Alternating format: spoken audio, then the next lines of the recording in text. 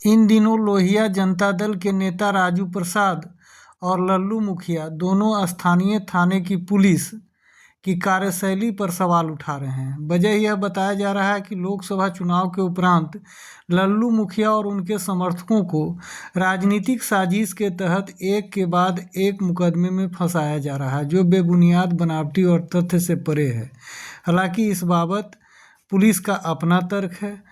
वहीं न्याय के लिए पुलिस के आला अधिकारियों से लगातार लोहिया जनता दल के नेता राजू प्रसाद संपर्क साध रहे हैं, लेकिन फिलहाल कोई नतीजा सामने नहीं आया है। लिहाजा ज़रूरत पड़ी तो लोहिया जनता दल अपने नेता कर्णवीर सिंह यादव उर्फ लल्लू मुखिया को न्याय दिलाने के लिए आंदोलन का रुख भी अपनाने को तैयार है। गौर करें कि इस पूरे मामले को लेकर लोहिया जनता दल के राष्ट्रीय प्रधान महासचिव राजू प्रसाद ने क्या कुछ कहा। हाँ राजू जी, आपके पार्टी के नेता पर लगातार मुकदमा हो रहा है, क्या पूरा मामला है? दरअसल में हमारे पार्टी के नेता पे जो मुकदमा हुआ है वो किसी आम पब्लिक ने नहीं किया है। एक मनगढ़ंत कहानियों के आधार पर कूट रचित षड्यंत्र कर कुछ राजनीतिक व्यक्ति और बाढ़ के एएसपी द्वारा एक घटना को बिना घटना हुए अंजाम दिखाने की प्रयास है, जो पूरी तरह असत्य एवं निराधार है, जिसका हम घोर विरोध करते हैं। और आने वाले समय में लोहिया जनता दल कानून के दायरे में रहकर कानून के सभी उच्च पदों पर बैठे अधिकारियों से हम लोग मिल भी रहे हैं, पत्राचार भी कर रहे हैं, आगे भी मिलेंगे। इस कड़ी में हम लोग बहुत जल्द हम अपने प्रदेश के डीजीपी साहब और कुछ अन्य अधिकारियों को भी पत्र सौंपने का प्रयास करेंगे और उनसे न्याय की गुहार लगाएंगे। किन लोगों की साजिश हो सकती है, आपको क्या लगता है? हाँ बिल्कुल, इसमें क्लियर है। यहाँ पे जो है राजनीतिक व्यक्ति जो हैं, जो मौजूदा विधायक हैं, कुछ पूर्व विधायक हैं, मुंगेर लोकसभा के तथाकथित सांसद और झुंझुनू मंत्री हैं, और उनके जो संरक्षण में रहने वाले अधिकारी हैं, उन लोगों की साजिश है। तो लोहिया जनता दल एक नई पार्टी है, तो उससे कितना खतरा इन लोगों को महसूस हो रहा है? आने वाले भविष्य में अगर खतरा महसूस नहीं होता तो इस तरह का षड्यंत्र नहीं किया जाता। ये मुझे बताने की आवश्यकता नहीं, ये आप स्वयं समझ सकते हैं। ये षड्यंत्र इस बात का प्रमाण है कि लोहिया जनता दल से उनको बहुत खतरा है। हमारे नेता आदरणीय कर्णवीर सिंह यादव और लल्लू मुखिया के जो छवि है, लोकप्रिय छवि है, उससे उसको खतरा है।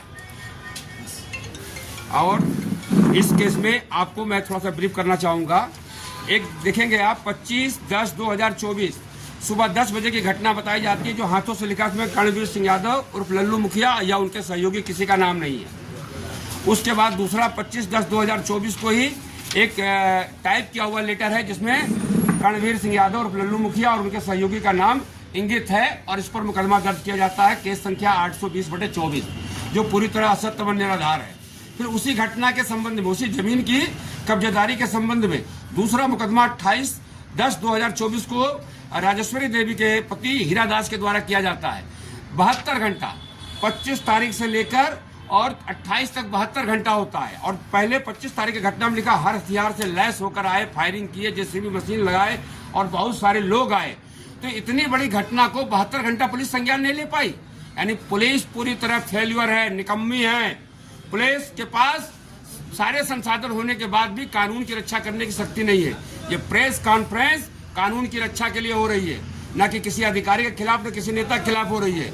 ये कानून की रक्षा होनी चाहिए। हम मांग कर रहे हैं, हम आने वाले समय में इतना बड़ा मूवमेंट करेंगे, इतना बड़ा आंदोलन चलाएंगे कि अधिकारियों को मजबूर कर देंगे कानून की रक्षा करने के लिए। मेरा एक ही मकसद है, कानून की रक्षा होनी चाहिए। फिर जिस तरह से 28 तारीख में हीरा दास जी लिख रहे हैं, गाड़ी में बैठा गया और गाड़ी से कूद गए, मेरे दोनों हाथ टूट गए। अरे गाड़ी से कूदेंगे तो पैर टूटेगा ना, सर में कहीं चोट आएगी ना। है उसकी मेडिकल रिपोर्ट कहाँ है इस केस की? सर की, पीठ की, हाथ की, कहाँ है मेडिकल रिपोर्ट? कहीं कुछ नहीं है। केवल एक सांसद के द्वारा ईर्ष्यावश लोकसभा चुनाव में इन्होंने दूसरे प्रत्याशी को तन मन धन से मदद किया। इस ईर्ष्या के कारण इस मुकदमे को गढ़ा रचा गया। क्या आप लोग गौर करें कि इस पूरे मामले को लेकर लोहिया जनता दल के राष्ट्रीय अध्यक्ष कर्णवीर सिंह यादव उर्फ लल्लू मुखिया ने क्या कुछ कहा। लोकसभा के इलेक्शन से राजनेताओं लोग का मेरे ऊपर बहुत भिन्न भिन्न तरीका से फंसाने का काम कर रहे हैं, जो कि जीता जागता उदाहरण है कि अभी पुरानी बाढ़ में एक महिला से केस कराया गया हरिजन एक्ट का। उसके बाद में 3 दिन बाद फिर उसके पति से मेरे ऊपर केस कराया जाता है,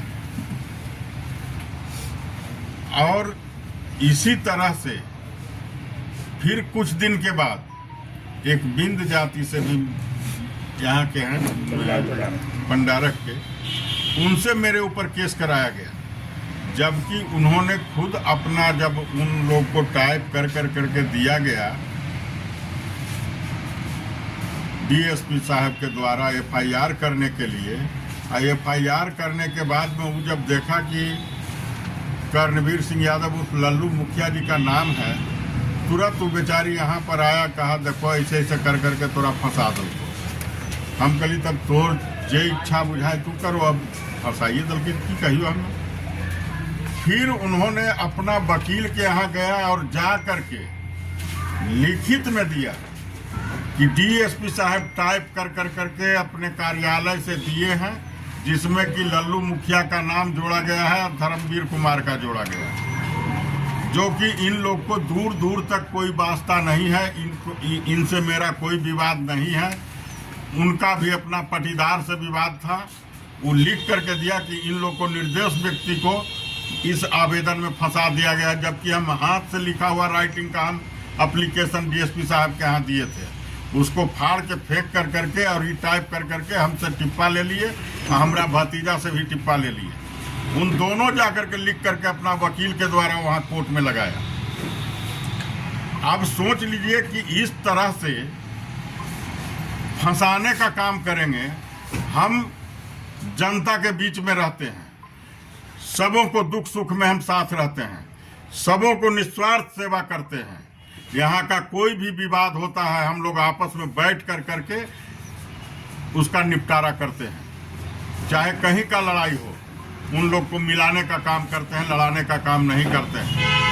और जहाँ तक हीरा दास का कहना है या उनका पत्नी का कहना है, उनका पत्नी भी एक आवेदन दिया है 25/10/2024 के 10 बजे दिन में, जो कि उसका राइटिंग में लिखा हुआ है।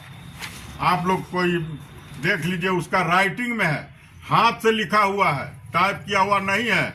वही 25/10/2024 के 10 बजे दिन में, और इस पर एफआईआर नहीं होता है, इसलिए कि लल्लू मुखिया का नाम नहीं है, उसका भाई का नाम नहीं है, उसका कार्यकर्ता का नाम नहीं है, इसलिए इस पर एफआईआर नहीं हुआ। और इसको भी डीएसपी साहब द्वारा फाड़ दिया गया। अब फाड़ कर करके फिर से वो टाइप देते हैं जिसमें कि लल्लू मुखिया का और सभी का नाम है, तब इस पर एफआईआर होता है। और इस केस में करीब करीब वहाँ का जितना भी रविदास लोग हैं, चाहे नाई हैं, कहार है, धानुक है, बढ़ी है, 1000 आदमी दस्तखत कर करके दिया है। और वहाँ पर के लोग से किसी से कुछ पूछा नहीं गया। ऑफिस में बैठे बैठे इसको ट्रू करते हैं और इसको ट्रू किए हैं। आज इस तरह से अगर यदि जो कानून का काम होगा कि निर्दोष व्यक्ति को फंसाना, तब कानून से विश्वास उठ जाएगा और जो कार्यपालिका है उस पर से विश्वास उठेगा। बाढ़ से राजेश कुमार की रिपोर्ट।